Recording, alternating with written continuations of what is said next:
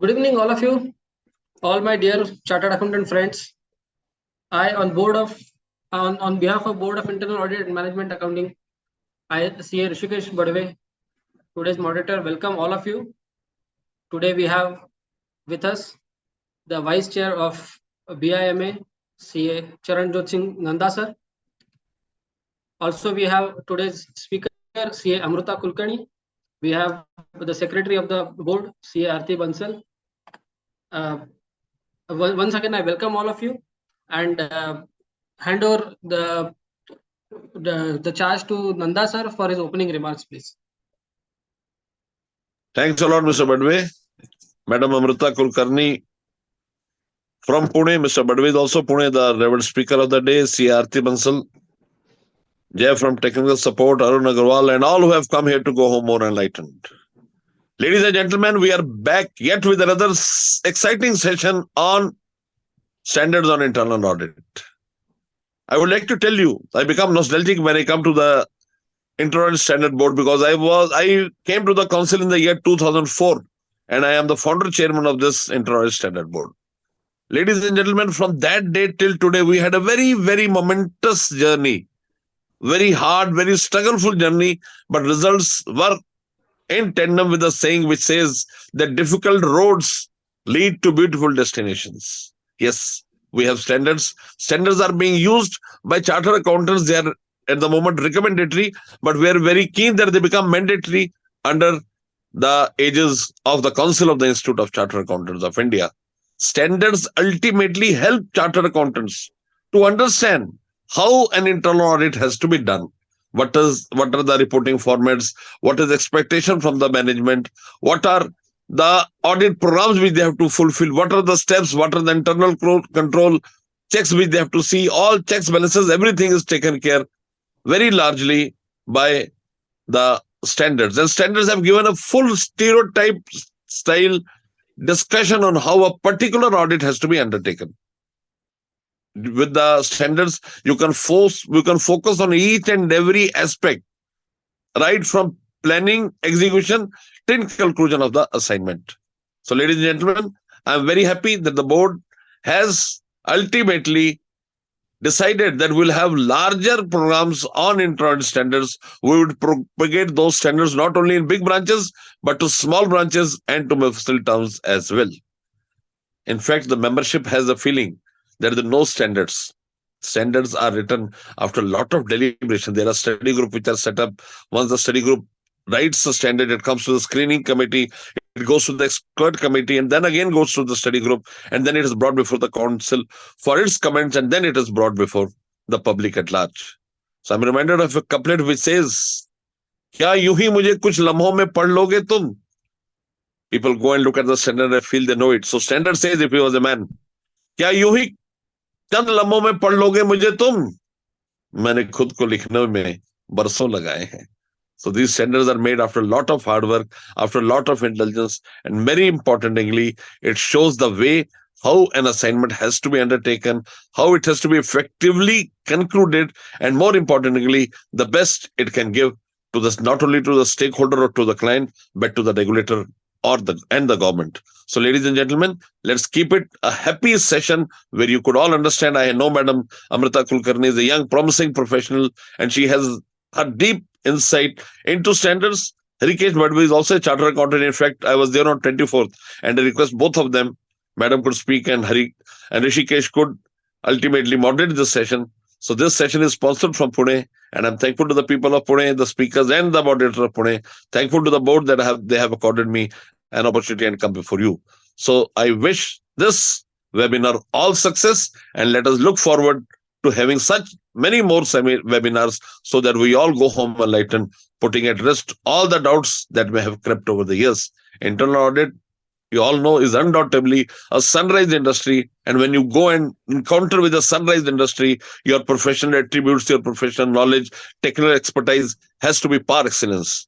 So over to Mr. Badwe for his further proceedings. Mr. Badwe, the dice is all yours now. Thank you, sir. Thank you for the opening remarks, and rightly said, the standards are the backbone of executing any internal audit assignment.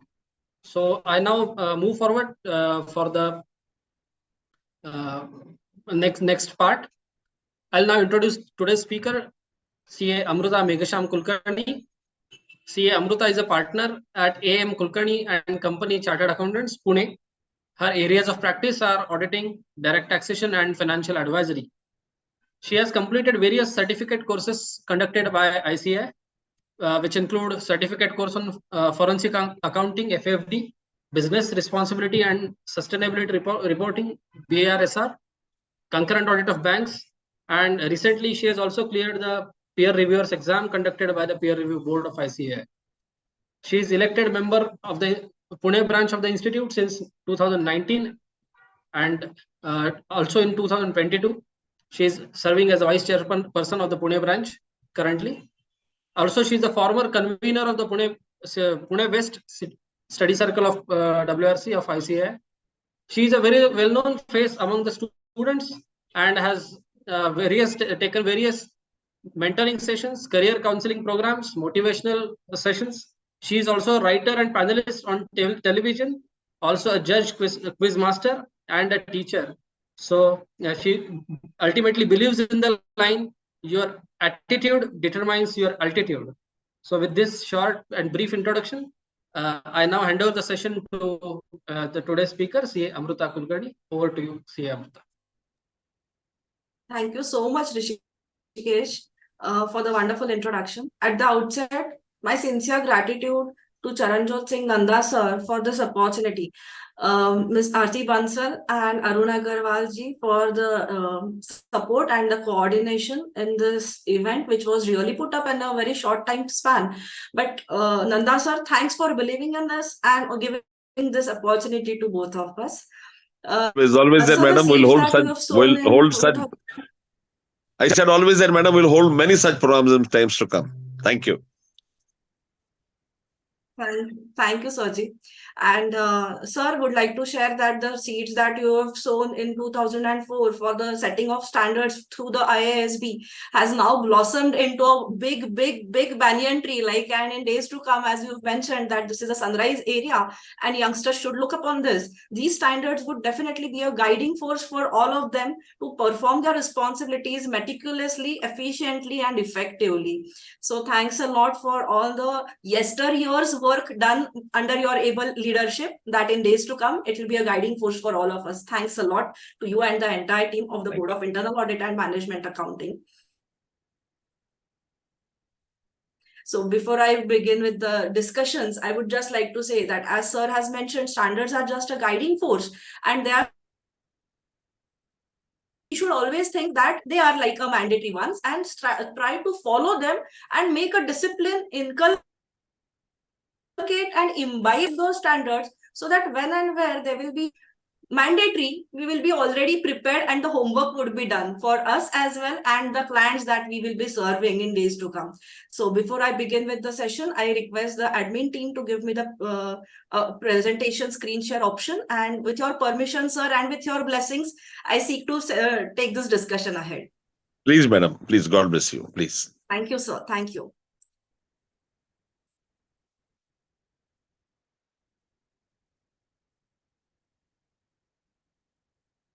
So requesting you to please just give a heads up if this presentation is visible. Yes, ma'am. Okay. So the topic for deliberation allotted to me is the standards on internal audit and overview.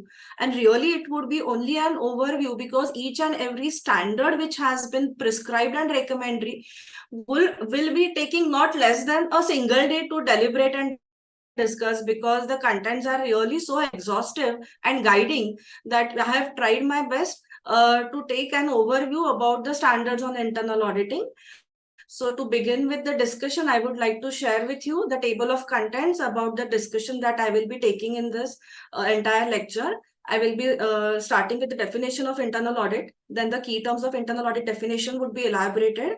Then we will be going directly to discuss the standards on internal audit, the mandatory framework as and how they will be implemented, and the SIAs which are at present given in a series format of 100, 200, 300 to 400, 500, 600, and 700. So as and when these standards would be set, they will be grouped under these formats. So before we start with the discussion, it is important to revisit and revise the definition of internal audit. So basically, the internal audit provides an independent assurance on the effectiveness of the internal controls and risk management processes to enhance the governance and achieve the organizational objectives.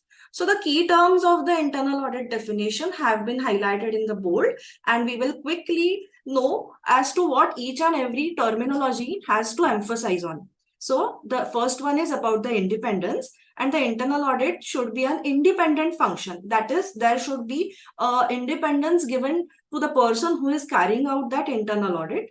The internal controls and the risk management are yet another integral part of the management function and business. Further going, another key term of the internal audit definition is about governance, and the governance includes compliance with the internal policies and procedures and laws and regulations. The organizational objectives are basically framed to safeguard the interests of the stakeholders, and also they include the short-term and medium-term goals of the organization. So while the internal controls and risk management function are being carried out, the auditor is expected to evaluate the design and operating effectiveness of the internal controls and the risk management processes. So to sum up this internal audit definition, a wonderful pictorial framework of the depiction of the framework governing internal audits is given in by the preface of the framework of our institute's publication, which is like this. The code of ethics that are issued by the organization of the professional institute shall remain the base, and the 4 pillars of the internal audit definition remain to be the basic principles of internal audit, the key concepts, the standards on internal audit, and the guidance notes. So today we will be having an overview about the 3rd pillar, that is the standards on internal audit. But I would like to share with you all that these standards are to be read in conjunction with the preface to the framework on standards on internal audit, the framework governing internal audits, as well as the basic principles of the internal audit. So to move ahead with the standards on internal audit, I would like to tell you that the standards on internal audit are framed to establish uniform evaluation criteria, the methods, processes, and the practices. The SIAs, that would be the short form I will be referring to throughout my session, that is the standards on internal audit, SIAs, are the pronouncements which form the basis for the conducting of the internal audit activity. These SIAs need to be read in conjunction with the preface to the standards on internal audit, as I have discussed earlier, along with the framework governing internal audits and the basic principle of internal audit. So these standards on internal audit are nothing but the set of minimum requirements that apply to all the members of the ICAI while performing internal audit of an entity or body corporate. Now, while I am saying this, that apply to all the members of the ICAI, it is important to share with you all that as per the section 138 of the Companies Act 2013, the board of a company may, besides a chartered accountant, also appoint a cost accountant or any other professional to conduct the internal audits. So in such situation, the members of the ICAI would be bound by the SIS, but our ICAI also recommends that the adoption of these SIS by the non-members who are performing the internal audits, so that it can be ensured a consistent approach and the quality in discharge of the professional duties can be ascertained. As well as it is also important to say that a few members are either in employment of the organization for performing the internal audit duty, while few members have to perform this duty in the capacity of external consultants. So whether in employment, that is they are on the payroll of the organization for which internal audit function has to be carried, or a member who is performing his duty in the consultancy capacity, or as a partner or management partner of the firm to which the internal audit assignment has been allotted to. So this is basically the SIS, the applicability, and the recommendations by the ICAI. So before we move ahead, these SIS are framed by the board, as Nanda sir has mentioned in the beginning, that since 2004, the internal audit standard board came into place. Earlier it was internal audit committee, then it became the IASB, and now it is the management, it is the board of the internal audits and management accounting. So basically, what is the objective and function of this board so it is to review the existing and emerging internal audit practices. I know this slide is a bit informative and having a lot of sentences in it, but then the objectives and functions of the board are also so many. So this slide might look a bit exhaustive. So the objectives and functions of the board would also include to formulate the standards on internal audit, which may be issued under the authority of the Council of Institute. So further, to formulate the guidance notes on issues relating to internal audit, including those arising from the SIAs or pertaining to any specific industry, which may be issued under the authority of the Council of the ICI. The board also continuously reviews the existing standards and guidance note on internal audit and undertake their revision if necessary. Further, the board also formulates and reviews various implementation guides, technical guides, practice manuals, studies, and other papers which may be issued under its own authority for the guidance of the members as felt appropriate by the board. So to undertake the research and promote knowledge dissemination in the field of internal audit, the board is really doing a Herculean task, and a lot of things are happening. And what is the best practice emerging in the internal audit practices are on a continuous basis developed and given to the members for the application. So the mandatory nature of the framework and the standard, if we discuss, as of now, they are recommendatory. But the Council of the ICI has decided that the standards would be made applicable mandatory in a phased manner, right from the effective date. So initially, it will be mandatory for the members performing internal audits in all listed companies as per Section 138 of the Companies Act 2013, read with the Rule 13 of the Companies Accounts Rules 2014, and from the effective date of the SIA, and all other companies from the 1 year thereafter. So at present, they are still recommendatory in nature, but it would be applicable in a phased manner, starting with the application to the listed entities. So the SIAs, as and when issued, will be classified and numbered in the following format. If you can see on the screen, that there are various series mentioned, and all these series are formulated and structured in such a way that they are logically having an idea that as and when the standards would be implemented, they would be grouped and regrouped under the specific series. So for example, the 100 series will be dealing with the standards on key concepts. The 200 series will be dealing with the standards on internal audit management. The 300 to 400 series is bit wide and exhaustive, and that would be having the standards on the conduct of audit assignments. The 500 series shall include the standards on specialized areas, while the 600 and 700 series shall be including the standards on quality control and other miscellaneous matters respectively, as and when they will be formulated and designed. So to discuss in detail about the 100 series, let's quickly revise the definition of the internal audit that we've discussed in the earlier slide. So all the key concepts of the internal audit mentioned are dealt with in this 100 series, and this 100 series is further grouped into SIA 110, 120, 130, 140, and 150. And to revise the definition of internal auditing, the internal controls, risk management, governance, and compliance with the laws and regulations, which are the key concepts of the internal audit, and the internal audit definition have been dealt with in this series in detail. So the SIA 110 basically deals with the nature of assurance, and as an auditor, the nature of assurance and the giving of opinion is the key element of any professional, and the objective of the objective and the responsibilities that he will have to perform. So to discuss more about SIA 110, that is the nature of assurance, I would just like to show this slide, and have covered all these standards roughly into 4 to 5 points each to have an overview about the contents of each and every standard. And as discussed in the beginning, each and every standard is so exhaustive and in detail that it will take a single day to discuss each and every standard. So to cover an overview of the all SIAs, these are the details which I have cut short and rather have an important overview about the same. So the SIA 110, nature of assurance, covers only those assignments where an opinion is expressed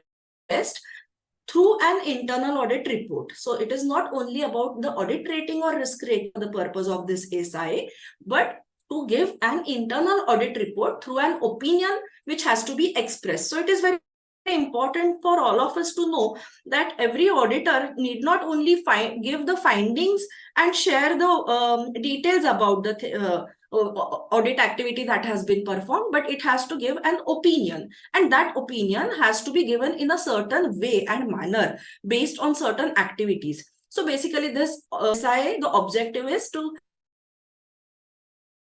clarify the minimum requirements to be in place before an audit report can be issued by an auditor. So every SIA will be having its own objectives, its scope, the specific requirements, the definitions, and the effective date. To cut short these standards into these 4 parts, the SIA 110 has the objective to set the minimum requirements to be in place before an audit opinion can be issued. And the opinion could be either a reasonable assurance assignment or could be a limited assurance assignment based on the audit activities that have been performed. And the internal auditor has to express an opinion in order to enhance the confidence of the assurance about the outcome of the internal audit to the users of the internal audit report. So basically, to discuss with this, it is important for us to know the scope as well. And the standard covers only those assignments where through an internal audit report, the opinion is expressed, and an audit rating of an individual observation or a risk rating of the audit observation is not to be considered in this audit opinion for the purpose of this specific SIA. So it has to be a conclusive outcome, and the effectiveness of the internal controls and based upon the processes that are in place along with the framework of the internal audit controls in place. So all the elements need to be noted, and also the internal auditor has to express the opinion, but many a times it is either a reasonable assurance or a limited assurance based on the level of conducting the audit function, but rarely, very rarely, it is an absolute level of assurance. So the reasonable assurance assignment includes the activities where the internal auditor gives an opinion over the whole subject matter after conducting an audit of the whole subject matter, and reasonable assurance is always less than absolute assurance. Absolute assurance has to be kept in mind. So absolute level of assurance is the highest level. The reasonable level of assurance is below absolute, and then comes the last situation where no limited assurance is given and the auditor provides an opinion over the whole or part of the subject matter after conducting limited audit procedures over the subject matter. So these were the basic points with reference to SIA 110. And the main objective of this standard, as discussed, is to provide clarity on whether the internal auditor can provide any assurance at all. सबसे पहले assurance है कि नहीं, देना चाहिए या नहीं, उसके बाद में essential requirements क्या है, which must be satisfied to able to provide the assurance, and most important, the nature of assurance that can be provided, either reasonable or limited, and under what circumstances. So 110 basically discusses about the nature of assurance. Moving ahead, another key element of the internal audit function has been dealt with in SIA 120. It speaks about the internal controls. So internal controls is another key concept in the internal audit. Internal controls are nothing but the systematic and procedural steps adopted by an organization to mitigate the risks. And the internal controls that mitigate the risks of financial exposure are known as internal financial controls, while the internal controls which mitigate the operational risks are known as the operational controls. The overall responsibility of designing, assessing the adequacy, implementing and maintaining the operating effectiveness of the internal controls lies with the board of directors and the management. The internal auditor has to ensure that the internal control is effective and efficient. So internal controls being a key element in the internal audit function, this SIA seeks to clarify the concept and the responsibility of the internal auditor, management and other stakeholders with respect to the internal controls, keeping in mind their legal, regulatory and professional obligations. So these are the systematic and procedural steps adopted by the organization as we've discussed earlier. It is also important to know that the standard shall apply to all the internal audits conducted where the internal controls are subject of audit review and are being assessed and evaluated and reported thereon. So going ahead, the legal perspective and the operational perspective along with the mandated laws and regulations have to be explained, and it is the responsibility of the management as well as the auditor to ensure that the controls are in place. Further going, the ICAI has also issued a guidance note on internal audit of internal financial controls over financial reporting, which defines the internal financial controls over financial reporting. The overall objective of this standard is to clarify the responsibilities of the management and the auditor over internal controls and how certain requirements need to be met to assess, evaluate, and report and provide an independent assurance over internal controls. So the basic definitions of the internal controls are given in this SIA, along with the reference to the standard on auditing 315, which mentions that the identification of and assessing of the risk of material misstatement through understanding the entities and the environment in which they are operating have also defined the internal control, which says that the processes that have been designed and implemented and maintained by those charged with the governance. So it is very important that the Companies Act also has a mention about the internal controls in its section 134(5), and that also is applicable to the listed companies, that the concerning director's responsibility statement clause E thereof should defines the term of internal financial controls. And this is a basically broader concept and term of the legal definition of financial controls. But moving ahead, it is important to know that the policies and procedures that have been set by any organization have been adopted and are in place in achieving the objective of the organization. So it is the overall responsibility of designing and assessing the adequacy and the implementation and maintaining the operating effectiveness of the internal controls. And this rests with the board of directors of the company and the management of the company. It is the duty of the internal auditor to ensure that they are operating effectively throughout the given period of time. And it has to also give an opinion and give any shortcoming that might result because of the operational internal controls, and also suggest the recommendations for improvement so that the objectives of the organization can be achieved.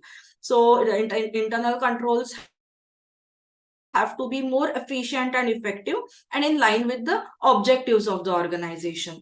So the effective date of this SIA shall be beginning on or after the date as may be notified by the council of the institute. So this was about the internal controls, the important key concept defined in this definition of the internal audit.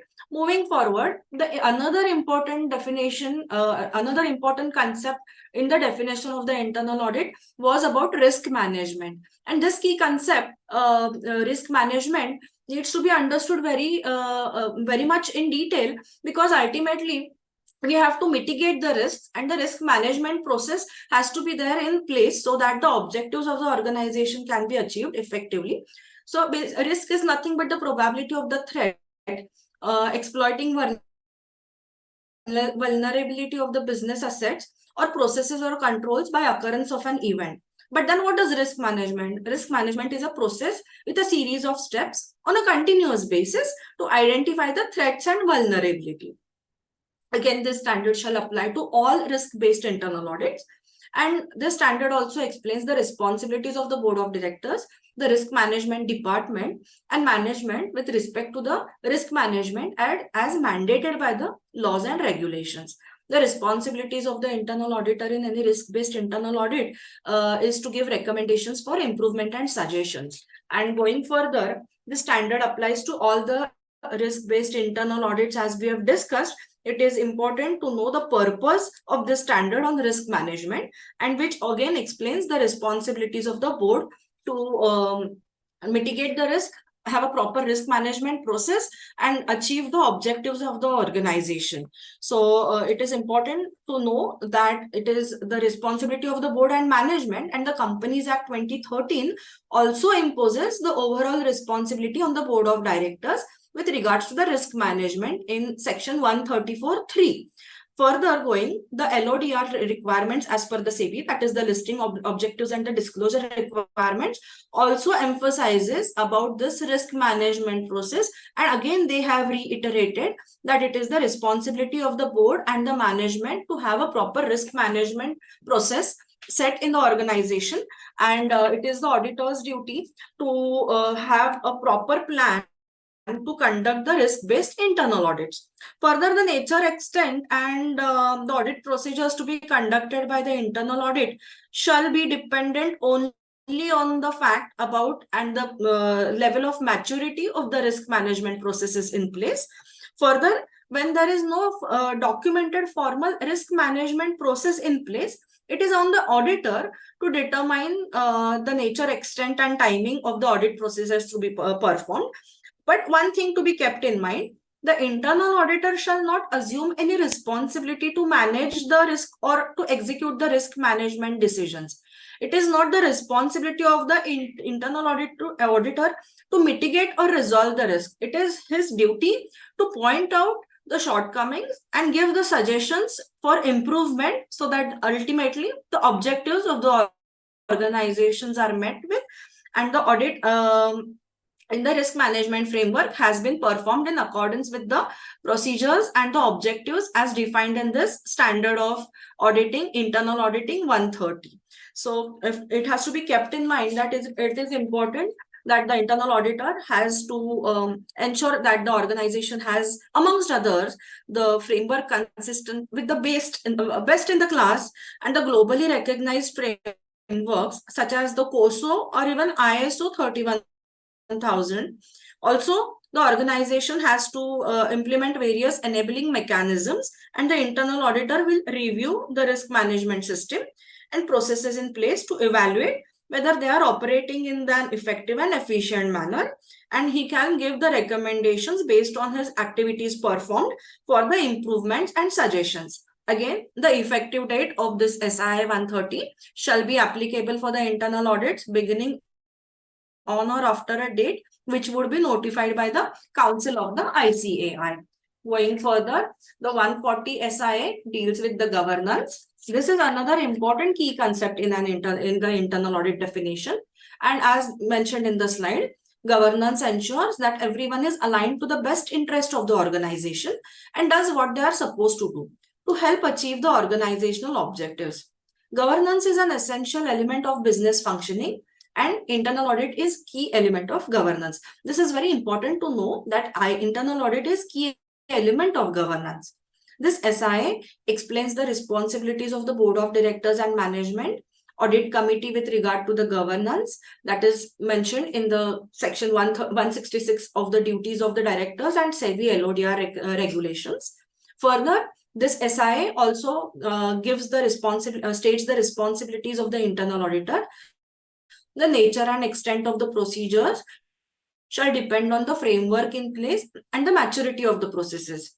And if there are any shortcomings, the internal auditor shall give the recommendations for the improvement and suggestions to make the governance framework more efficient and effective in lines with the stated objectives. So basically, the organization has to have the processes in place that would enhance the governance, and the achievement of the objectives of the organization shall be the ultimate goal for any person, be it the management or the internal auditor. So again, it is important to know that the LODR and section 166 of the Companies Act has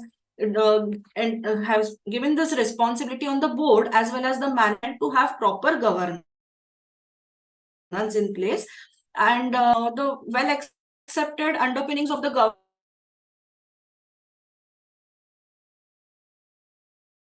and justice in place in any organization. So if this is the responsibility of the board and management, the internal auditor shall not assume any responsibility to manage or operate the governance. It shall only focus on the audit procedures, that is to have proper processes on the governance and not the outcome of the processes. It is not the responsibility of the internal auditor to execute or resolve governance related risks. It has to only pinpoint and give the opinion and the suggestions for improvement to the organization's management and the board of directors, and accordingly they will have to keep a framework in place, and the maturity of processes shall be constantly upgraded or have to be improved from time to time. So this is important to know that internal auditor will review the governance system and the processes in place to evaluate whether they are operating in an effective and efficient manner, and also help to ensure full compliance. Any shortcoming shall result in recommendations for improvement and suggestions on how to make the governance framework more efficient and effective in line with the stated objectives. So again, the effective date for this SIA shall be the internal audits beginning on or after the date as notified by the Council of the ICAI. Going ahead, the next SIA 150 that deals with the compliance with laws and regulations have been given under the 100 series. And compliance with laws and regulations is another key concept in internal audit. Compliance is a term that is used to describe the process of following in letter and spirit the applicable laws and regulations. And any act that is contrary to the laid down laws and regulations, either through omission or commission, and is performed intentionally or unintentionally, act of non-compliance or violation may result in fines, penalties, litigations, or other such consequences.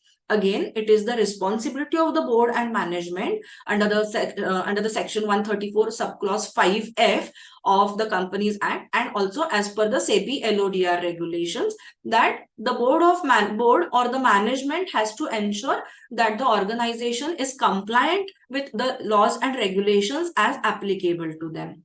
Now, then this SIA further states the responsibility of the internal auditor, and the responsibility of the internal auditor shall include to design and conduct the audit procedures based on the framework in place and also based on the maturity of the process, and make recommendations for improvement and give suggestions to make compliance framework more effective and efficient. So this was about the SIA 150 that clarifies both the concept and the responsibility of the board as well as the internal auditor. And this SIA applies to all the internal audits conducted where the compliance activities and framework is a subject matter of an audit and is being assessed, evaluated, and reported on by the internal auditor. This SIA also includes certain definitions and various compliance activities. To keep it short, the compliance framework refers to the whole structure, systems, and processes put in place to organize the various compliance activities and to integrate them seamlessly into the organization. And further, the responsibility of the board and management has, as discussed, been given in the Companies Act and the SEBI LODR regulations. It is important that the internal auditor has to perform his audit function based on the framework in place and the maturity of the process. Also, he has to design and conduct the internal audit processes based on the framework that is in existence. He has to make the recommendation to implement and strengthen these processes. To strengthen the system and the process of the organization, it is important that the activities have been designed in such a way that they are operational throughout, and the auditor has to report the findings to the management or the board based on the scope, and also list all the specific laws and regulations tested. Further, the audit procedures that were performed, the samples that were selected, and the population that was covered, the summary of the work performed, and further the limitations, if any, were observed. The auditor has to give the suggestions and recommendations for improvement. Again, it is important to know that the internal auditor shall not assume any responsibility to manage or operate the compliance framework, that is, to act in the capacity of the chief compliance officer or to take the ownership of the compliance tracking system or to take compliance related decisions. This could include the acceptance of the risk of non-compliance. It is not the responsibility of the internal auditor to execute or resolve compliance related risks. it is the responsibility ultimately of the board of the directors or the management. So the explanatory comments have been listed down in this SIA, and the auditing, compliance activities and the processes have also been given, along with the independent assurance over compliance framework. Again, the effective date of applicability of this SIA shall be the date for the standards of the internal audit beginning on or after a date that would be notified by the council of the institute.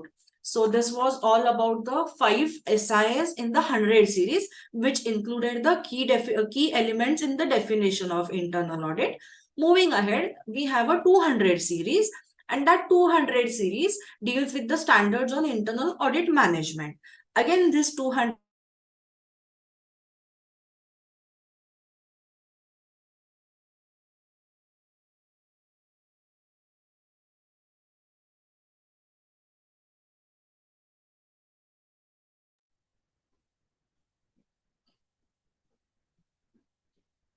I think the speaker has lost network connection. We'll wait for a couple of minutes.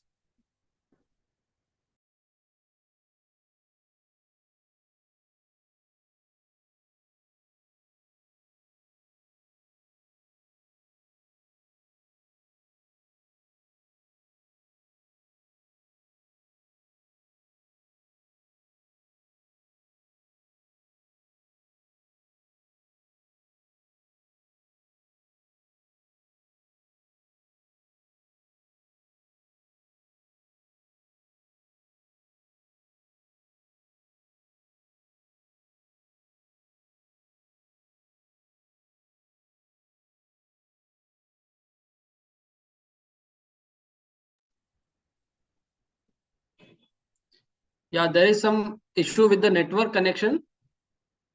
Amruta is joining in a while.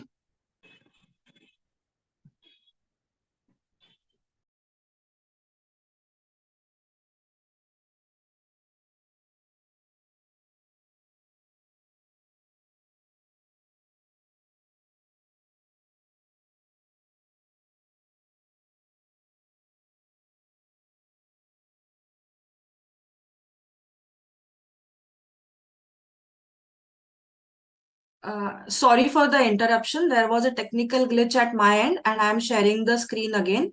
I'm extremely sorry and apologies for the inconvenience caused. Just give me a heads up once the screen sharing would be visible.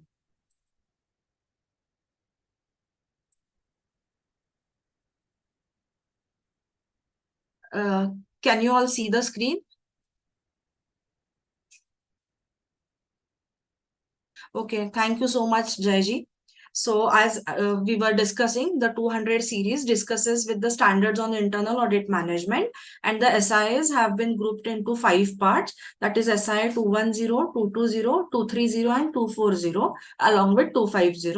The managing of the internal audit function has been described in 210, which we will be discussing in detail. So SIA 210 basically discusses the managing of the internal audit function for the achievement of the overall objectives of the internal audit as they have been outlined in its charter or the engagement letter, the terms in the engagement letter. Further, this 210 SIA is important for one reason, that the overall plan and the scope methodology of the IA can be determined on a periodic basis. That activities can also be monitored, and the review and performance of the plan and the engagement and the review activities can be performed properly. The communication with the stakeholders can also be on a timely basis. So completion of the above activities that we have discussed, that is the planning, acquiring, engaging and reviewing the performance, can be done in a better way and on a timely way. And the deployment of the skill resources and expertise can also be crucial for any organization. And given in such situation, this SIA can also be referred as a reference tool, because that will be a guiding factor for everyone to know what will be exactly the skilled resources at what given point of time and the expertise that would be needed and accordingly the internal audit professional can deploy the resources based on the availability and the time. So the internal audit assignments can become more systematic in a disciplined way and in a more professional manner if we adhere to the standard on audit 210, which talks more about management of the internal audit function. Because work is done in conformance, because if the work is done in conformance with this SIA and other related pronouncements, the timely completion of the work can be ensured. And along with this, it can also be important to know that the objective of this SIA only gives us the guidance for the achievement of overall objectives, and the requirement also mentions and makes clear that based on the availability of the time and the resources and the expertise required for any specific activity, the timely completion can be ensured only and only the activities are monitored and tracked continuously to know the progress of the activity. So basically, this SIA 210 shall come into effect from the date as may be notified by the Council of the ICAI for internal audits beginning on or after that specified effective date. So this was about 210, and this objectives of the internal audit are basically given in the charter or the terms of engagement, and this will be dealt with in detail subsequently when we will be discussing the 300 series, which mentions or gives the examples or the contents of the charter and the terms of engagement. So as of now, we will not discuss this in detail.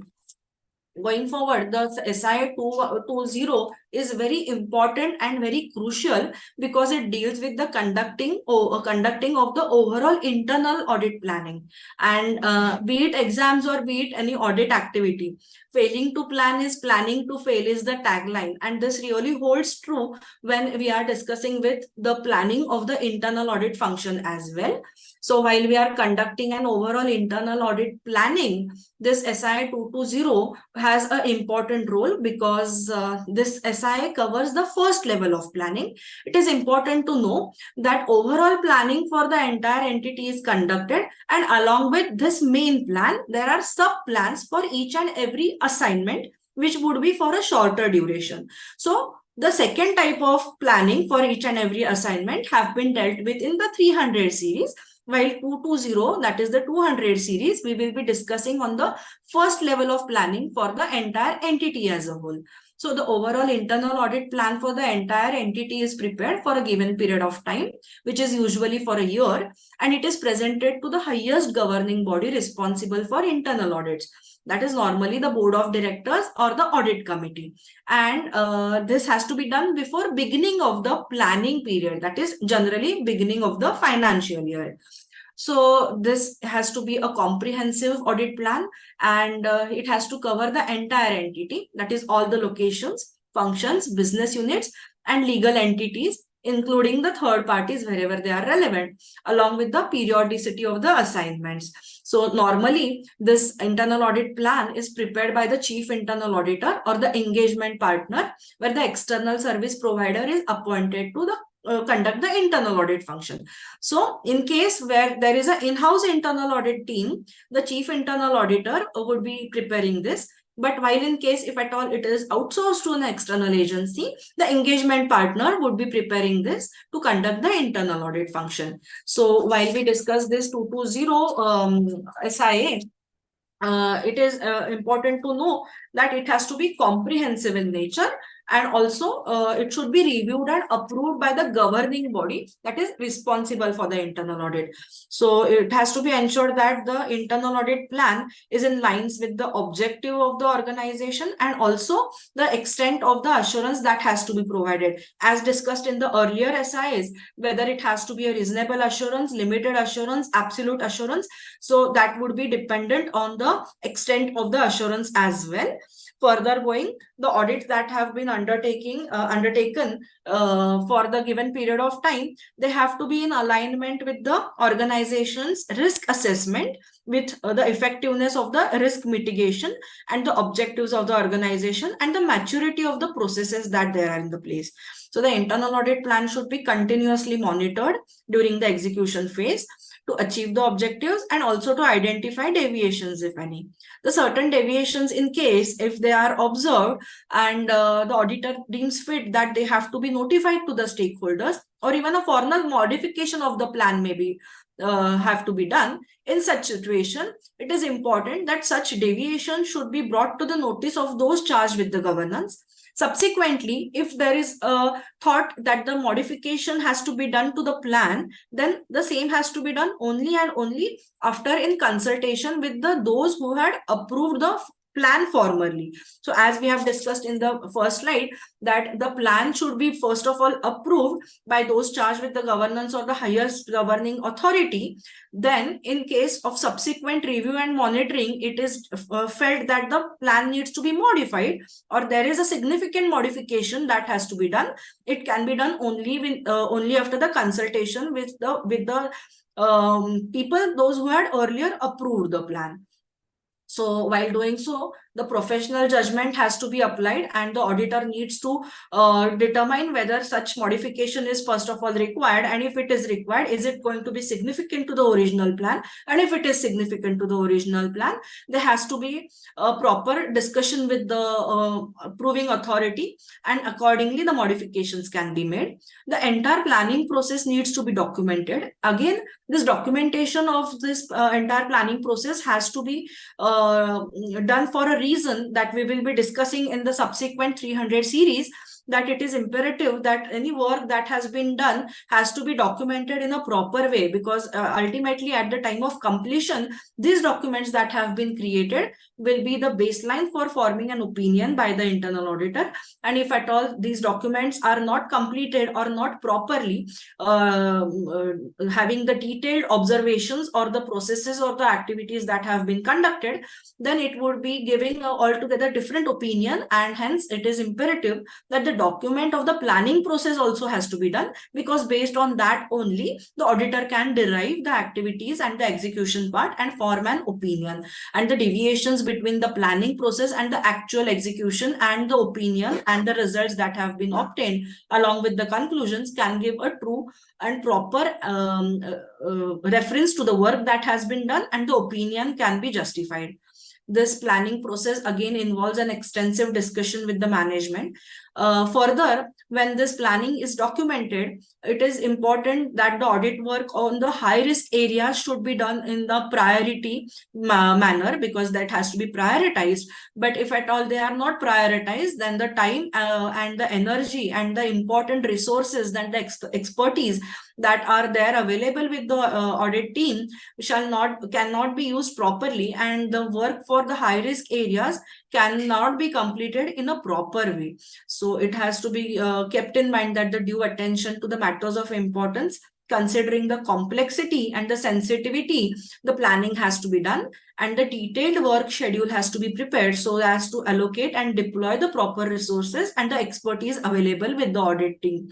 The technology deployment is yet another determining factor in any internal audit function, because the IT in business operation and the information technology that is used in any business operation and the transaction processing, plan of use of IT tools or maybe data mining or even the analytical procedures and the expertise that is required, the audit team might seek some additional resources if need be. And based on this deployment of technology, the auditor has to deploy the experts in that domain so that the team can evaluate the controls in place and find out the level of maturity for the reason of risk mitigation, risk management and risk mitigation.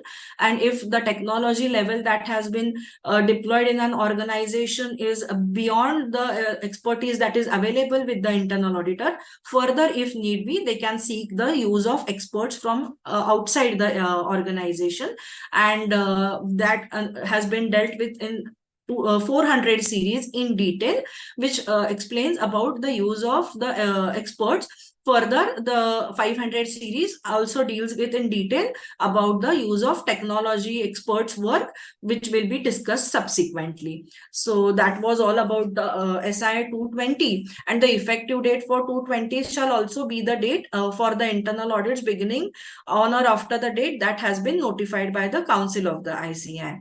Moving ahead to discuss more about the objectives of the internal audit, there is a standard on internal audit 230, which explains about the objectives of the internal audit.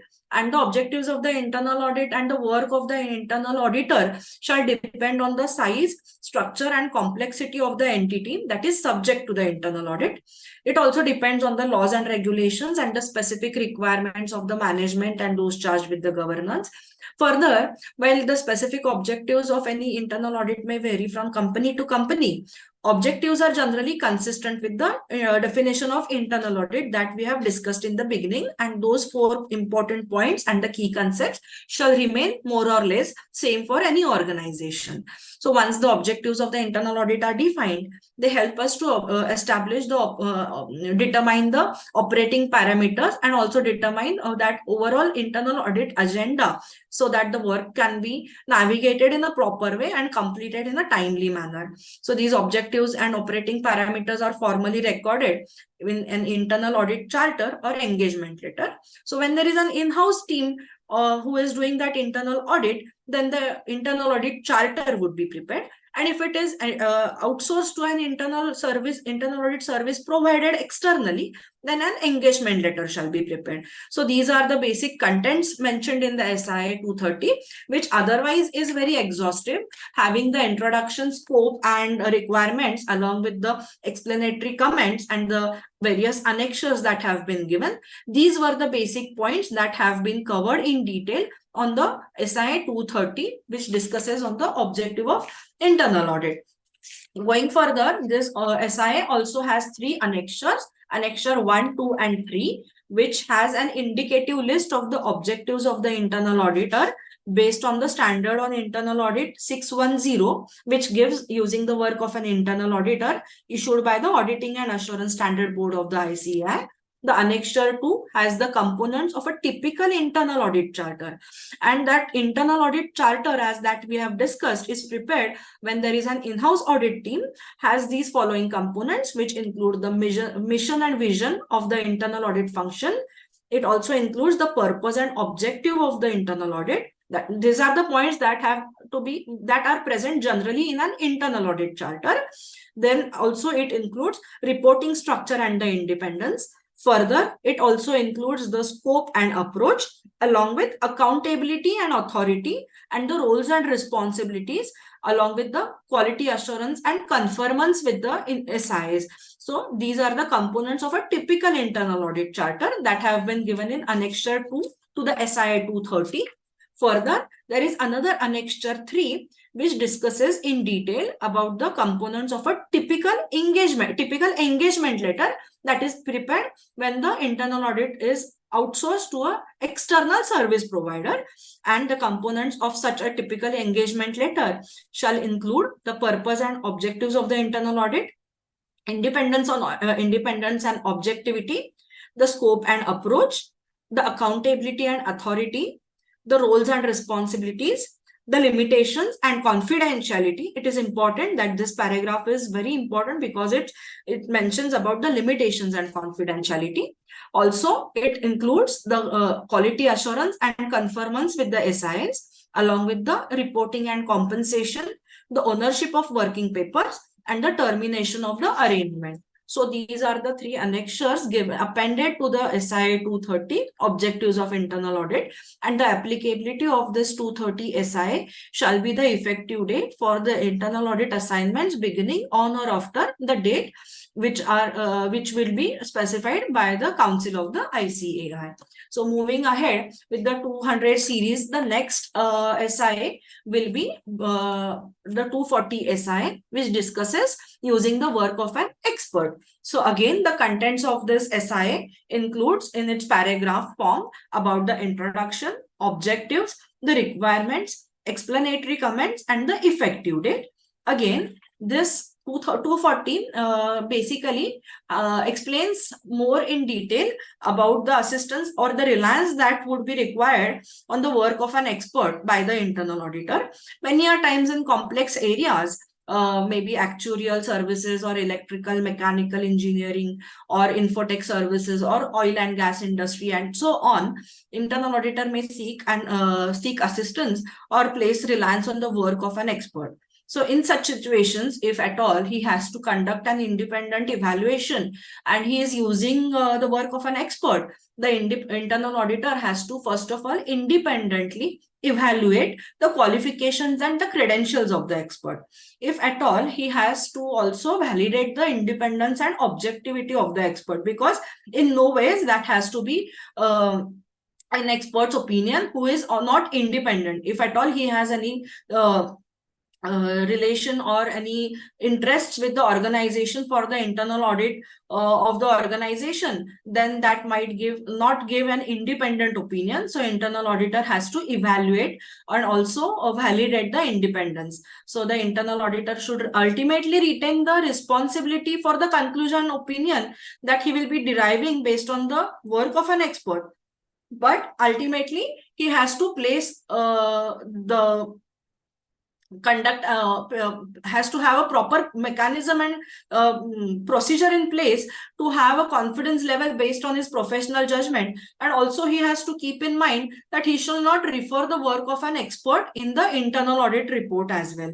So basically it is important to know that the areas of accounting, auditing, or be it any legal compliance, then in such situations, auditing and accounting domain are the basic expertise of the internal auditor, and he should not seek opinion for such complex matters or areas and rely on the work of such expert. But he can place reliance on technical work, and in a most informed manner. He has to validate the independence, and along with the objectivity, he has to also keep in mind that the internal auditor, shall be ultimately responsible for the conclusions that he will be giving. And he has to also bear in mind that that the qualifications and the credentials of expert have to be compared with some standard organizations or institutions expertise that he has obtained. And further, the scope and approach and conclusions that he is using of the expert has to be documented properly, and also the procedures that were used by him for evaluating the work of an expert. So the documentation plays an important role while the auditor is seeking the use of work from an expert, and the detailed procedures along with the observations and the conclusions that he has derived and the discussions that he has had with the expert shall also form an important part of the documentation, because based on this documentation and the discussions that he will be having with the expert and the experts team members, the meetings and the proceedings and the minutes of such meetings will help him form an opinion to give an conclusion and the level of assurance that he will be placing on the internal audit function and the internal audit work that he will be doing. So this was all about 240, and again the applicability of this SIA shall be with effect from the date that will be mentioned by the Council of the ICAI. As of now, it is recommendatory. So going ahead with the last 250 of the 200 series, SIA 250 of the 200 series, which discusses about the communication with those charged with the governance. We have to keep in mind that it is important to always have a two-way communication with the management for having and achieving the internal audit objectives. The discussions and the communications should also always be on a periodic basis, and it is important to always have a continuous dialogue with the discussions between the internal auditor and those charged with the governance. At the same time, the communication should be independent, definite, effective, and always on a timely basis. And again, the SIA 330 will be discussing more about this, but the entire communication needs to be documented, because based on this documents and the discussions and the communications and the minutes of the meetings conducted with those charged with the governance, the auditor will be in a place to form his opinion in a better way, and it will always help him to navigate and conduct the audit functions in an effective and efficient manner based on the knowledge of the business and the entity, along with the latest ideas that are there with the management and those charged with the governance. Further, it is important that those charged with the governance discussions shall always be held in a periodic way, because as and when the audit progresses, the objectives, though many a times remain the same, the vision and mission also by remaining the same, there might arise some situations, and based on that, the plan could have to be tweaked, and the audit functions and the procedures that need to be conducted might also go a different level, and hence it is important that such communication has to be there on a timely basis, and that accordingly the plans can be evaluated, and the procedures that needs to be performed could be evaluated and tweaked accordingly. While also dealing with the sensitive matters, it is important that the auditor has a discussion with those charged with the governance and seek an opinion from them, or maybe get an idea for the audit procedures that might have to be conducted, and the depth and the level of the expertise that could have to be deployed during the audit conduct. So again, it is important that what, how, and when the discussions have to occur, it has to be documented, because ultimately these documents remain the audit working papers and the evidence for the justification of the opinion that would have to be given based on this communication. So again, this SIA 250 shall come into effect from the date as for the internal audit functions that have to be carried on as on a date as and when notified by the council of the institute. So this was all about the 200 series, which discussed more about the internal audit management.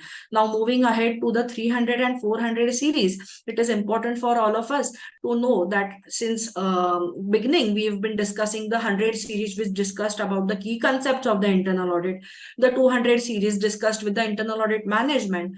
Now the 300 to 400 series includes the standards on the conduct of internal audit assignments. So now the proper and actual execution activities will be discussed in detail in this series, and these SIAs have been divided into subsequent SIAs in 310, 320, 330, 350, 360, 370, and 390. So as and when the audit plan is made and the proper management is there and the discussions have been held, now comes an important part about the audit execution.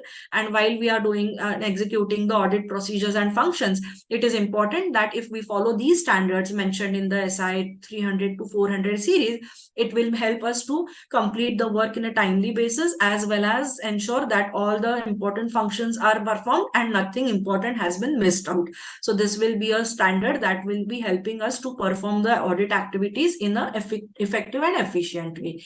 So to discuss more in detail about 310, which discusses with the planning of the internal audit assignment, again, the tagline that we discussed earlier in 200 series, that failing to plan is planning to fail, that again remains very much applicable to this SI also, because earlier SI in 200 series discussed the first level of planning, that is the planning for the entire entity.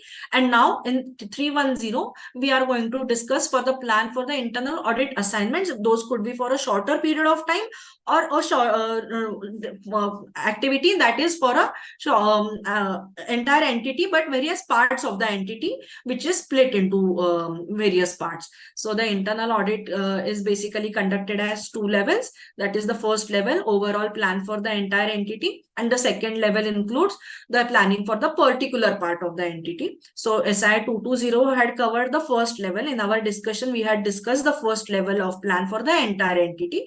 Now SI 310 will be discussing the planning for the internal audit assignment for the shorter period of time, and the other parameters for planning remain the same, because ultimately planning has to be done for deployment of the resources, the activities and procedures that need to be discussed before performing the activity. And also we have to keep in mind that prior to beginning of the entire audit, internal audit assignment, this plan has to be prepared. And we have to just keep one thing in mind, that this 310 is subset of the overall internal plan, that is 220. So that will make the discussion more clear and easy. So this specifically 310 discusses for the plan which is in specific in nature, and also the assignments are generally completed for a shorter period of time. This also is very important because accordingly the internal auditor can prioritize his work and focus on the high risk areas, because the intricacies involved in each process would be different, and based on those intricacies and nitty-gritties involved, the matters of importance and the complexity and sensitivity, the plan has to ensure the alignment with the objectives of the entire overall internal audit plan. So this being a subset of 220, we have to keep in mind that this is also very crucial, because ultimately the success of these small assignments would only lead to the overall plan success of the overall plan achievement for the entire entity. So continuously this also has to be monitored, and the other parameters of planning shall remain the same, which also has to be documented, because a plan for be it an internal audit assignment or be it for the entire entity has to be well documented, because ultimately it will help the auditor to determine the procedures that needs to be followed and the deployment of the resources on a timely basis. And the audit and testing procedures can be more effective and efficient only and only if he has a complete knowledge of the entity and the situations prevailing in the circumstances, or maybe given at a period point of time. And a detailed work schedule can also be planned accordingly. The competencies of the resources and the availability of the expertise can also be planned accordingly. So ultimately the planning of internal audit assignment will help altogether to not only achieve the success of the overall plan and execution, but ultimately to achieve the objectives of the entire organization. So overall 310, which deals with the planning of internal audit assignment, now comes exactly how the plan has to be executed. It has to be executed by obtaining various internal audit evidences, and this has been defined and mentioned and given in detail in the SI 320, which says that the internal audit evidence refers to all the information which is used in the internal audit in arriving at the conclusions. So basically the internal audit evidence is nothing but the information that is collected from underlying records and processes, plus the performance of various audit activities and testing procedures. So ultimately it refers to the collection of underlying records along with the performance of various audit activities and testing procedures. So altogether this information forms the internal audit evidence, and based on obtaining of this internal audit evidence, the auditor has to give an opinion. So the overall objective of obtaining the appropriate and reliable evidence is to allow the internal auditor to form an opinion and on the outcome of the audit procedures completed, and that again are interrelated, because sufficiency and appropriateness are always interrelated. Sufficiency refers to the quantity and the quantum, while appropriateness refers to the quality or relevance and reliability. And documentation of what, how and when, again and by whom, has to be done, because ultimately the audit evidence that has been obtained, if it is not documented, the auditor cannot rely on the work that cannot place the reliance and the level of assurance, because the quality of the audit evidence along with the appropriateness, if it is not clear to him, maybe the assurance level or the assurance function can go wrong in such situations. So it is important that the SI 320 has to be followed, so that accordingly the internal audit evidence that has been obtained will be documented, and then This standard will help the auditor to form an audit opinion in a proper way. If there are any shortcomings, then accordingly he has to give the level of assurance, and based on the level of assurance, the management will implement the processes and keep the controls, and based on the maturity of the processes or maturity of the controls that are in place, the internal auditor would be in a place to give the level of assurance and the degree of reliance that has been kept on the internal audit evidence obtained. If need be, certain additional audit procedures would also might have to be conducted, and in such situation it is very important that the internal audit evidence is of great quality as well. If need be, the internal auditor should also perform some additional procedures to get that evidence from external sources, as well as have the discussions with the management and those charged with the governance on a timely basis.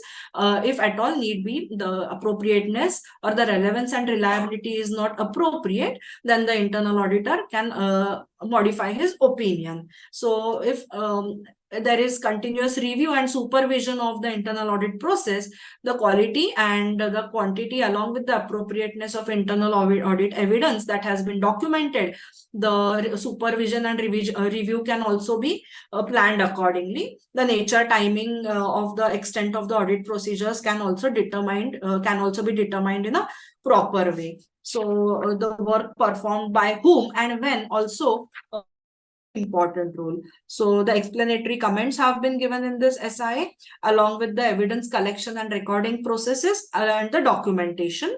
The reliability and the consistency of the evidence again has been explained in detail in the paragraph in this SIA paragraphs. And again, the effective date of this applicability of SIA 320 shall be the date as notified by the Council of the Institute. So this was about obtaining the internal audit evidence. That is the actual work that we do while performing the internal audit. Moving ahead with the next standard on internal audit of this 300 series, we will be discussing on the internal audit documentation, which is again a very important SIA because it tells the importance of the internal audit documentation along with what, when, and how the documentation has to be prepared, the way in which it has to be prepared, who has to prepare, and further the legal requirements as and when arise. This internal audit documentation would be the working papers or the work papers which are used by the internal auditor. Shall be the savior for the not only internal auditor but the entire team and the organization, because based on this documentation the opinions would be justified. So the internal audit documentation refers to the written records which could be either in electronic or other physical format, and the internal audit procedures that are being performed, the relevant evidence that has been obtained, and the conclusions reached by the internal auditor are all forming part of the internal audit documentation. These are also known as the working papers or the work papers. The internal auditor is expected to record and collate all the evidence that is obtained. This SIA applies to all internal audit assignments as and when from the date that has been notified by the Council of the Institute. The overall objective of preparing internal audit documentation is to allow the auditor to form an opinion, as we have discussed. And also it is important that the internal auditor has to record the nature, timing, and the extent of the completion of the internal audit activities. He should also identify the performer and reviewer, that is who has performed the audit and who has reviewed the audit, so that accordingly the accountability can be fixed and also the team members do their work in a proper and efficient manner, because ultimately after a few years the performer and reviewer might change but the organization which performs the duties might be remaining there. Hence the system should be there in place and the accountability can be fixed. Ultimately, it is the professional judgment on the reliance that has to be placed by the review function and the performance of the work that has been done. But it is important that it has to be documented based on the evidences that the team has obtained. The internal audit work paper file should be completed prior to the issue of the final report. So what does this signify and tell the importance? What importance it places that before the final report is there, the work paper file has to be completed, and the pending administrative work has to be completed within 60 days. So the final report and the opinion that has been given in the final report cannot be given, because unless and until the internal audit documentation, the work papers are completed, the auditor needs to evaluate the same and form an opinion based on that documentation. So unless and until that activities have been done in a proper way, the opinion that would be given in the final report might be different, and hence it is important that the work papers have to be completed prior to the issue of the final report, because the degree of reliance and the opinion that will be given in the final report will differ accordingly. Ultimately, it has to be kept in mind that the ownership and the custody of the internal audit work paper shall remain with the internal auditor, if need be, for legal requirements. If they have to be shared with the regulators or someone else, it is only and only to be shared after giving the information to the organization for whom they have been prepared. So, because the confidentiality and the independence of the internal auditor are the basic principles that govern an internal audit. And if there are requirements about sharing of these papers, then the auditor has to keep in mind that the basic principles of confidentiality and integrity might get hampered if they are shared without giving proper knowledge and information to the entity or the organization for whom these papers are prepared. So it is important that the SA 330 has to be followed not only by the auditor, but the entire internal audit team who is deployed for the performance of the internal audit functions, and they are performing various internal audit procedures.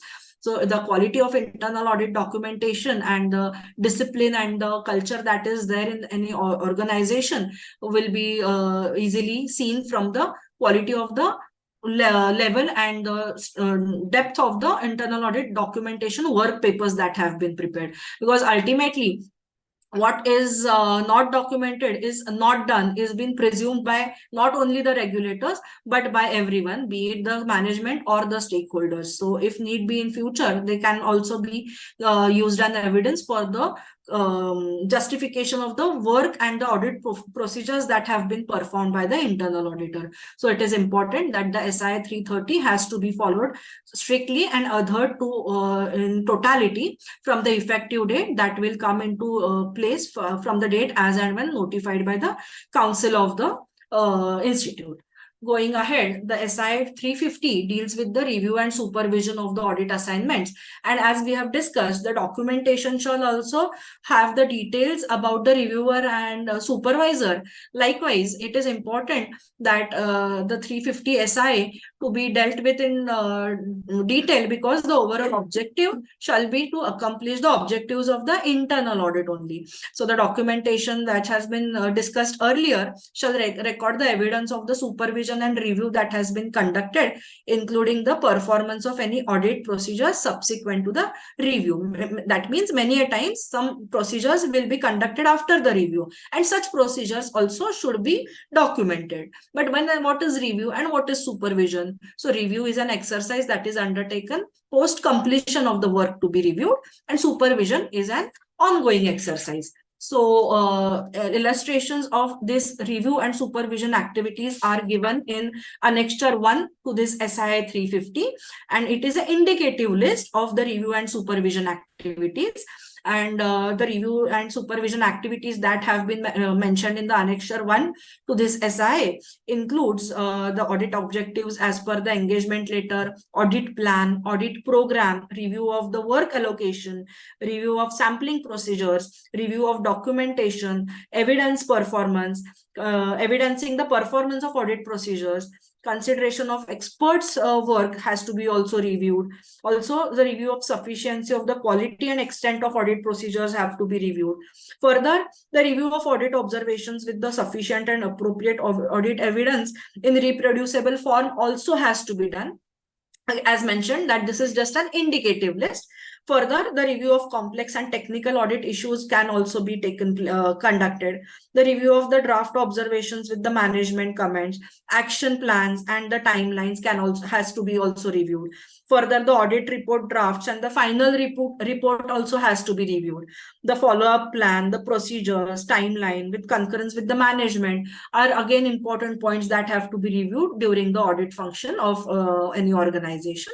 Then supervision, which is an always ongoing exercise, includes the supervision of the priority and sequence of the planned audit procedures. It also includes supervision on the documentation part that has been conducted by the internal audit team. It also includes the supervision of the audit observations, supervision of the reviewers' feedback to the audit team and its compliance, further supervision of the complex and technical audit issues requiring supervisors' guidance.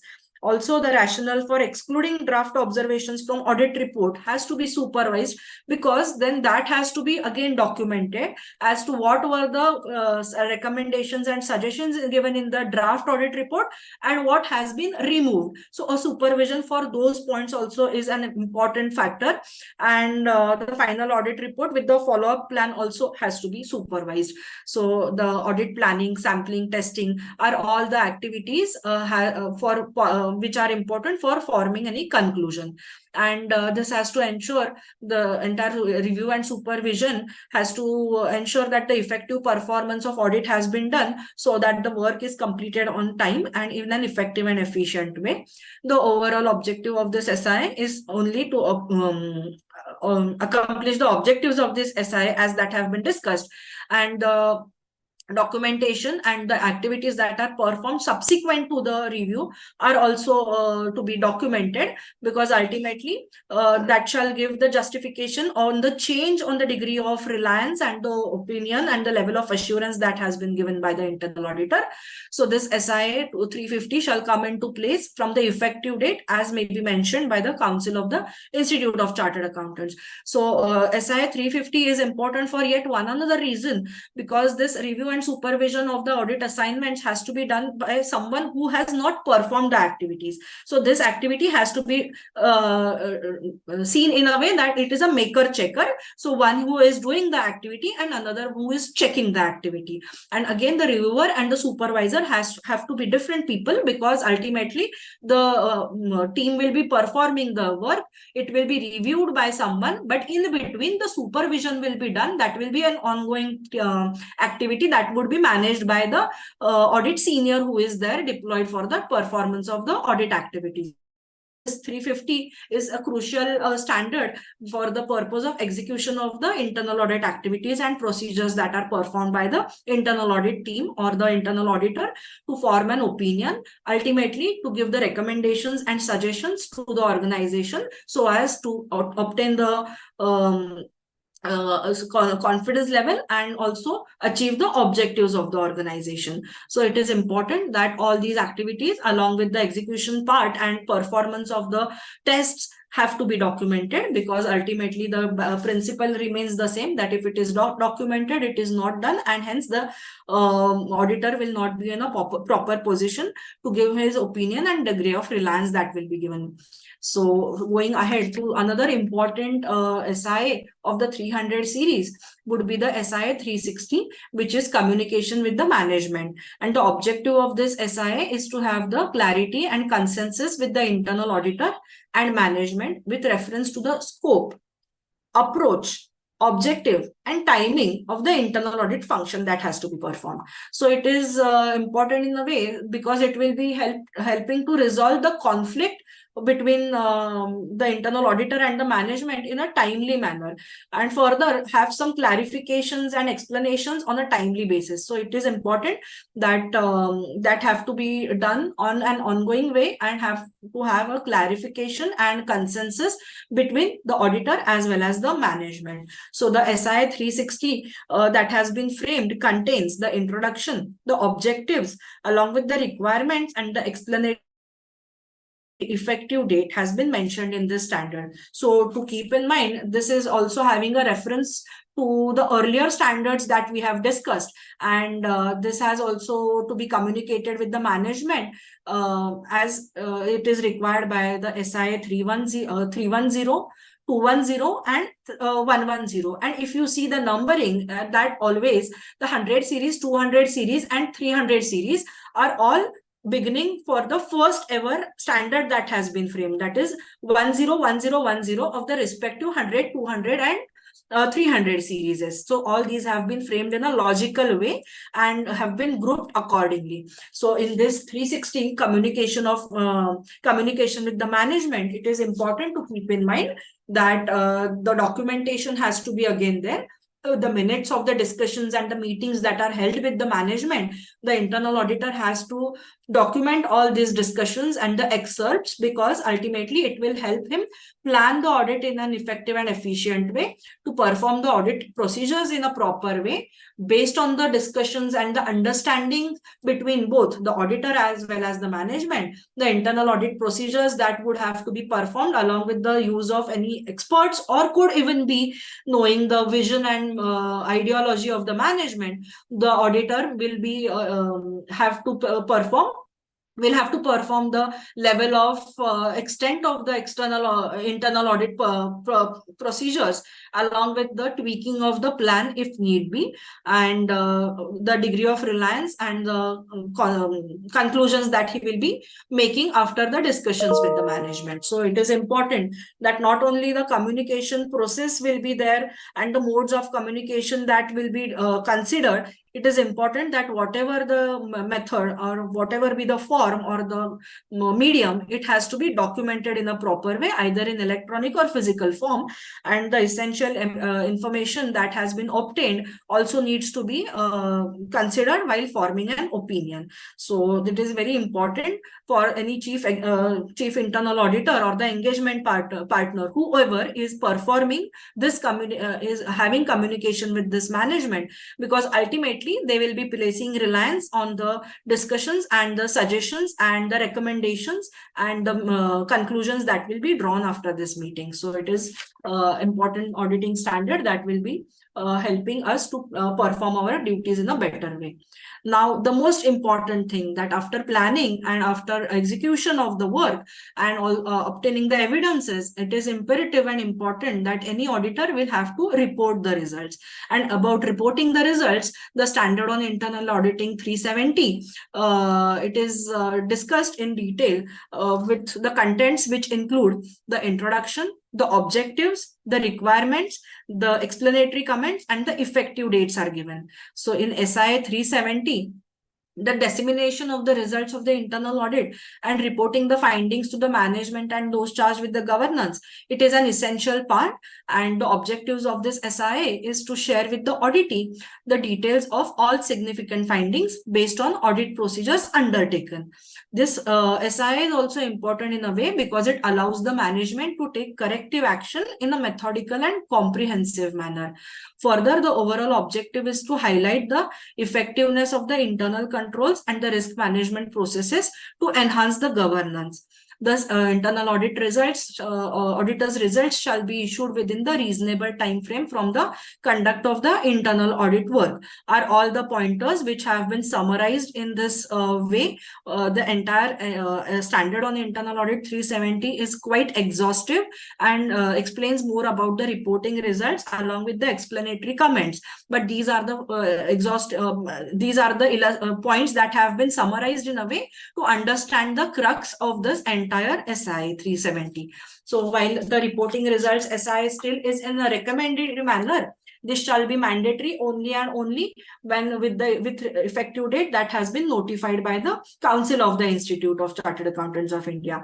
Further, to highlight the effectiveness of the internal controls and the risk management processes to enhance governance, it is important that the reports are given on a timely basis, and the activities that have been performed by the internal auditor shall give a degree of reliance and the assurance level, and accordingly the management will be in a situation or in a position to take the actions based on the improvements and suggestions given by the internal auditor, ultimately to achieve the objectives of the organization. So this SIA of reporting result is very crucial, and it has to be conducted in accordance with the SIAs.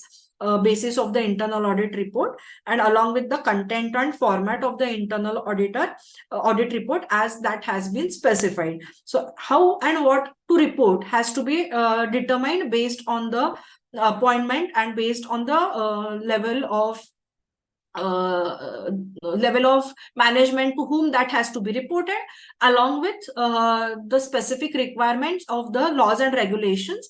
Further, the internal audit report shall be issued in final form unless shall be issued in a final form only and only when all the working papers are completed. That has been discussed in the earlier standard. So as it is discussed that it is important to complete the working papers first and then only give the final report, it is also important to understand that if any issues that has been arisen during the process, whether any corrective actions are being taken or any methodical comprehensive manner has been suggested, whether that activity has been taken up in that way, and accordingly based on the evaluation of the performance of such activities or the correction of the remedial corrective action or the remedial measures that have been suggested by the internal auditor, if at all they have been taken, only then the auditor can form his opinion or maybe revise the opinion accordingly. But he has to first of all document all these findings and all the methods that have been prescribed that has been followed, and subsequently if they are not followed, the impact that it would be having on the overall organization to achieve its objectives. So it is a very crucial standard on internal audit that has to be followed. But again, this shall be mandatory only and only from the effective date that shall be given by the council from time to time, and that shall come into effect only when notified by the council.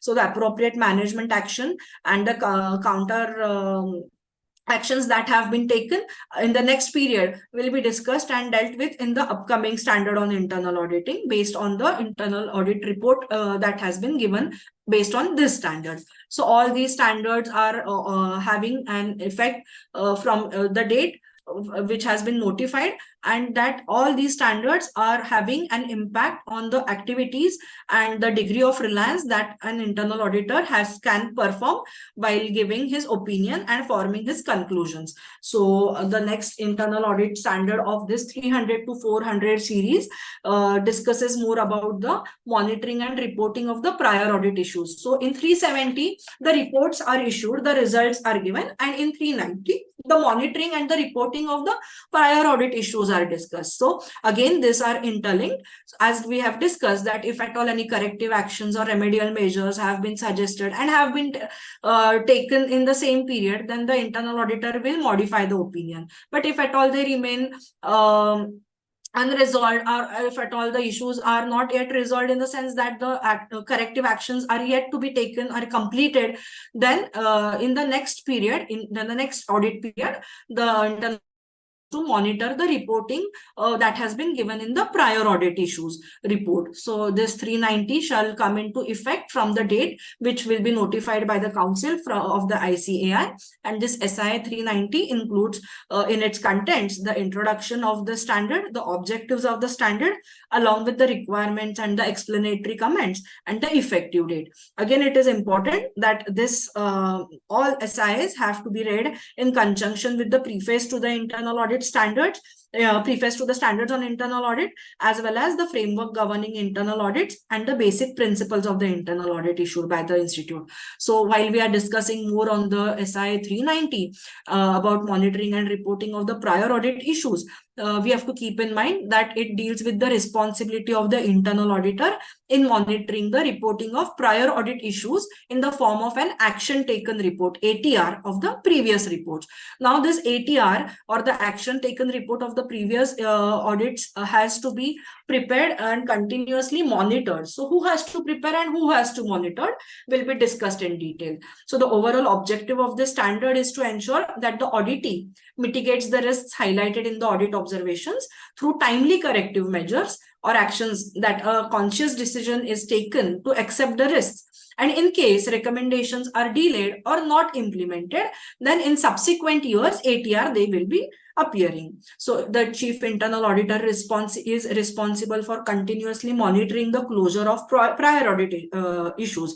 However, the responsibility to implement the action plan remains with the management. So the auditor has to keep on continuously monitoring the closure of the prior audit issues, while the responsibility to implement the action plan remains with the management. So this SIA 390 is very important, because the timely corrective actions also need to be taken, so that the ultimate attainment of the objectives of the organization can be achieved, and previous audits pending issues also get resolved. So it is important that all these are documented, and the escalation procedure that has been followed for resolving the points mentioned in the action taken report, along with the closure of the prior issues, have also been dealt in detail with this SIA explanatory notes, along with the monitoring of prior issues. So these explanatory comments given in this SIA are very crucial for one reason, that it is a guiding force and also navigates the entire activity that has to be performed by the internal auditor, by the management,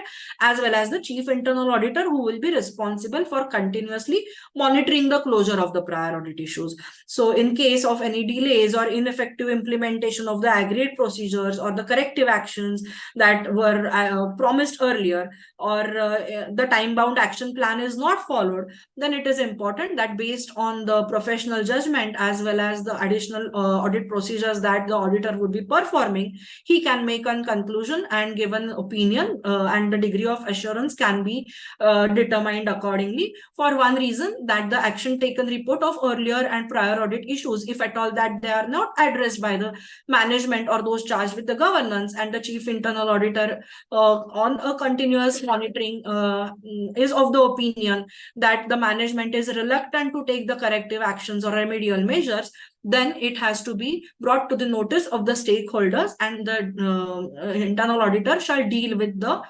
conclusions accordingly. Because ultimately, if they are not taking action in the action taken report, it means that they are ready to take the risks, and if at all that not ready to take the risk, the corrective actions are not yet been complied. So the internal auditor has to bring this to the notice of those charged with the governance. If there is no suitable remedial action, then that has to be brought to the notice of the stakeholders, and accordingly the achievement of the objectives of the organization will get hampered. So it is very important and crucial that this SIA 390 has to be followed in totality, and if any deviations or any shortcomings that are observed, the internal auditor has to bring it to the notice. So the documentary evidence and the working papers to support the additional audit procedures, along with the auditee's confirmation and the reasons for part and non-implementation for the acceptance of the risks, has also been taken on record, because ultimately that also forms a crucial information to form the basis of opinion. And the periodic status of the ATRs also has to be shared with the management and those charged with the governances, and it is the duty and responsibility of the management to take action as suggested and take the make the improvements as suggested by the internal auditor. So it is very important that the action taken report has to be concluded, and if not concluded, then the auditee has to take the risk, or the non-compliance reasons has to be documented. Further, the documentary evidence also needs to be retained and discussed while documenting this forms and documenting these discussions. They have to be brought to the notice of the management, and those who had approved the audit plan also, then they have to be accordingly modify the plan and audit procedures that would have to be undertaken in the next audit period. So it is crucial that the monitoring and the reporting of the audit prior audit issues have to be dealt with seriously. Now, this was all about the 300 and 400 series, which discussed more about the audit execution. So now when 300 and 400 series, more standards would be formed, and they will be grouped under this series. We have yet another dedicated series of 500 that will be dealing with the standards on specialized areas. And this 500 series currently has two standards on internal audit, 520 and 530. So this basically includes the internal auditing in an information technology environment as well as the third-party service providers. So as discussed in the earlier standard, while we are using the work of an expert, specifically in an audit in an organization for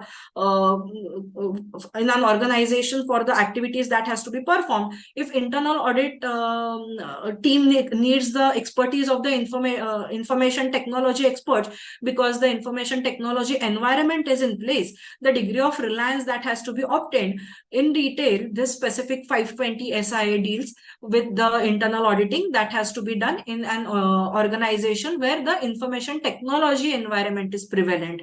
The level of controls, the level of organizations processes that are there in place, and if at all they are outsourced to a third party service providers, then what are the roles and responsibilities of the auditors have been dealt with in this 500 series that discusses the standards on the audit of specialized standards on the audit of organizations with the specialized areas. So quickly, I know I'm running short of time, but then I will discuss this in short, and then we can have the question and answers. I am aware that there are many points to be discussed, but to keep it brief and short, and since this is only an overview, we will quickly go through the SIA 520 about the internal auditing and information technology environment. And this standard deals with the responsibility of the internal auditor to conduct internal audit in an information technology environment. An information technology environment is existing when information is captured, stored, and processed through automated means and is managed through various policies and procedures to support business objectives and operations and objectives. So basically, there are two main components in an ITE. And this 520 specifically is applicable for entities that have implemented IT systems which are managed in-house by the company. So overall objective of the internal audit do not change in an ITE information technology environment, but the objective is to provide independent assurance and help in making improvements in the ITE, thereby enabling the achievement of business objectives. So basic principles of audit remain the same, but the way in which the assurance is placed shall differ based on the level and degree of extent of the IT enabled services that are used for the processing of the information. So the ITE aims to evaluate an organization's IT risks and establishes whether IT related controls are adequate to achieve organization's business objectives. So basically, if at all there is the requirement of an in-depth understanding of the information technology environment, the auditor needs to have the expertise in his audit team, and if need be, the independent risk assessment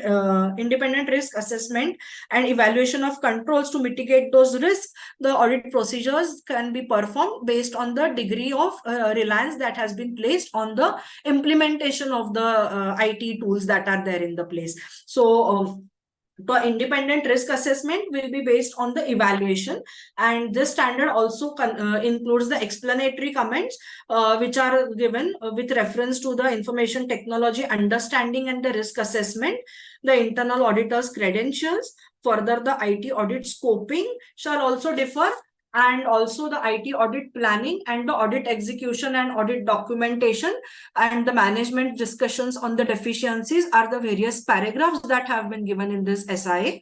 The effective date for the application of this SIA 520 shall be the date as notified by the Council of the ICAR. But it is important to keep in mind that the overall objective of performing the internal audit in an ITE, that is information technology environment, is to provide independent assurance and helping making the improvements in the information technology environment, thereby enabling the achievement of the business objectives. So based on this, the IT environments where the IT tools are in place, the specialized skills in the areas of IT governance, application controls, and the infrastructure reviews, and the cyber security and data privacy regulations are very much essential. And internal auditor shall assess the information technology environment to define the scope of the IT audit and also identify the internal controls that are relevant to the audit. appropriate planning activities shall also be performed by the internal auditor before commencing the field work, because it is based on the level of IT environment that the plan has to be made, and the deployment of the IT experts and the resources in terms of their skills and team members and the time available can be deployed for timely conclusion of the audit activity, as well as to form an opinion and the degree of assurance that would be given.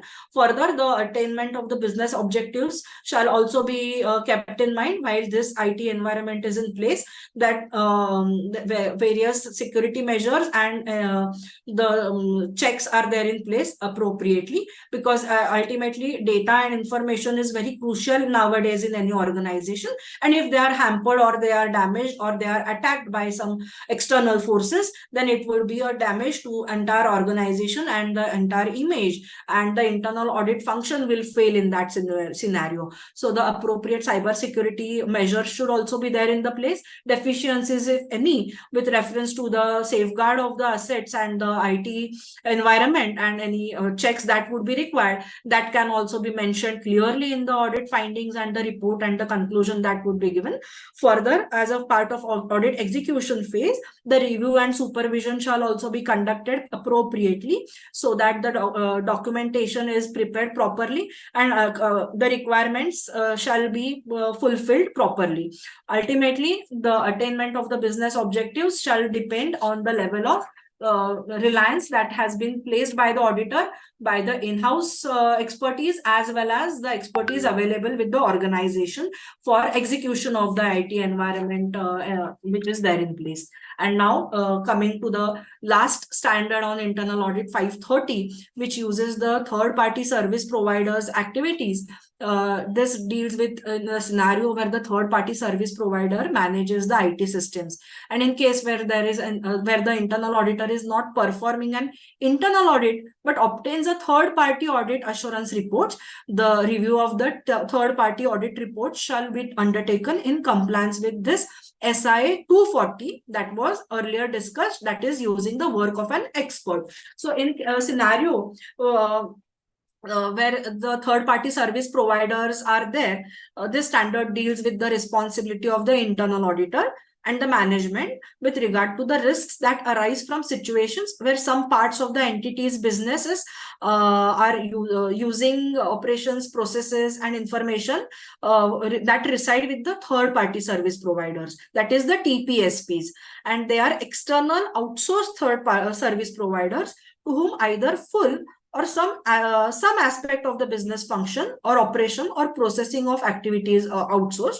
And in this scenario, the internal auditor has to ensure the degree and level of the outsourcing activity that has taken place by the user entity, that is the organization for whom he is performing the internal audit function.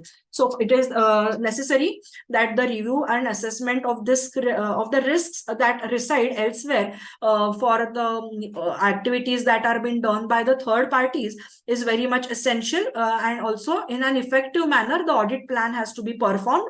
The activities and the audit procedures can also be determined, and the nature and work to be performed by the user entity's internal auditor depends on the importance of the business process and the information of the organization and the significance and relevance of the outsourced services in view of audit. So to keep it short and crisp, it is important to know that what activity has been outsourced, what is the significance of that activity, what is the level of reliance that the user entity is placing on that third party, and based on these three, the third party service providers, the internal auditor has to perform his audit procedures and determine the nature and extent of his audit procedures to form an opinion. So the scope of this standard applies to both the third party service providers as well as their user entities, and outlines the requirements for conducting an internal audit. So to keep it short, the scope of this audit is applicable to the TPSPs, the user entity, and the scope and the work that the internal auditor has to perform. So these are the objectives of this internal audit, and based on the requirements and the explanatory comments that are given in this SIA 530, the third party due diligence is also considered. along with the third-party risk assessments that have been done with the third-party performance monitoring. So the evaluation of the independent third-party audit assurance report shall be done accordingly, and the internal auditor has to place the review and place the opinion on the review and controls that are retained by the user entity. So what the third party is providing and what the user entity is retaining has also been taken into consideration by the internal auditor to form an overall opinion on the controls. So the internal auditing and information technology environment also has a reference to the standard on internal auditing 520, and the TPAA report, that is the third party audit assurance report, also has to be undertaken in compliance with the standard on internal auditing 520. So the internal auditor shall ensure the review of this TPAA also, and the effective date of this internal audit shall be the audit beginning on or after the date that may be specified by the Council of the Institute of Chartered Accountants in India. So for all the standards on internal auditing that we have discussed, the effective date would be mentioned by the council. Also, the preface to the framework and standards on internal audits is applicable for internal audits beginning on or after the date to be notified by the council. So as we have discussed that the SIAs has to be read in conjunction with the preface to the framework and the standards, that also stands to be active only from the effective date. And in case if the SIAs are issued by the ICAI for a guide for which there is a guidance note, it is important to note that if there is guidance note already in existence, the guidance note shall stand withdrawn from the date on which the standards comes into effect. So it is important to note that the guidance notes, implementation guides that are prevalent currently shall stand withdrawn from the date on which this standards comes into existence and comes into effect. So this is all about the overview of various standards that we have discussed in the various series about discussion on the key concepts of the internal audit, followed by the management of the internal audit, then the execution of the internal audit, then comes the standards on internal audit that are used in specialized areas, and then subsequently, as and when the standards with reference to 600 and 700 series for other and miscellaneous points would be issued, then that standard on internal audit would be discussed subsequently. So this was all about the standards on internal audit and overview. And as mentioned, that time was very short and I had to rush because there are so many standards that could be discussed in detail for a day long, and we have tried to summarize all these standards in various series that would be applicable as and when notified. So happy to take questions if any, and thanks for being a patient audience. I also apologize for the inconvenience caused due to the technical glitch at my end in between of the discussion of the series of 300 and 400. So happy to take questions if any, and thanks a lot. And over to you, Rishikesh Badwe sir, and technical team for the Q&A tab or the comments. Thank you so much, Amrita madam. You have covered all the SIAs in absolutely lucid manner. I know that covering all the standards in a couple of hours is too difficult, but you have given a very clear overview of all the standards. Now let us turn to some of the questions in the Q&A box. Yeah. The first question is regarding the independence of internal auditors. The question is, independence of internal audit function is a vital requirement for effective achievement of the IA objectives. How independence is addressed by the standards on internal audit, both when the internal audit function is in-house and or outsourced? Yeah. So thank you, Rishikesh, for reading this question. And the concept of independence and confidentiality of the auditor has been already discussed in the basic principles of the internal audit document. And when there is an in-house team that is performing the internal audit function, they are basically either the members or the team members of the external firm for whom the internal audit work is outsourced. In either of the scenarios, the internal audit function has to perform their functions to give the reports to the management. So either ways, they are not the management, neither they are related to them.